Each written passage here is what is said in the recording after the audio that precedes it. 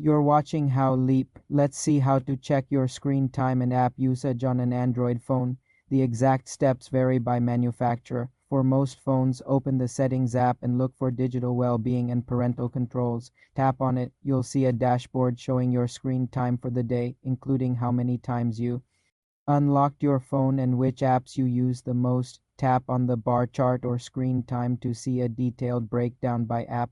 You can also set timers for specific apps by tapping on an app's name and setting a daily limit. For Samsung Galaxy phones, open Settings and tap Digital Wellbeing and Parental Controls. Alternatively, use the focus mode or wind down features from this menu to manage usage. On Pixel phones, the feature is called Digital Wellbeing. If you don't see it, you can download the Digital Wellbeing app from the Google Play Store. This tool helps you understand your habits and set goals to reduce phone usage. You can view weekly reports and adjust your settings. For more simple Android management tutorials, subscribe to the channel.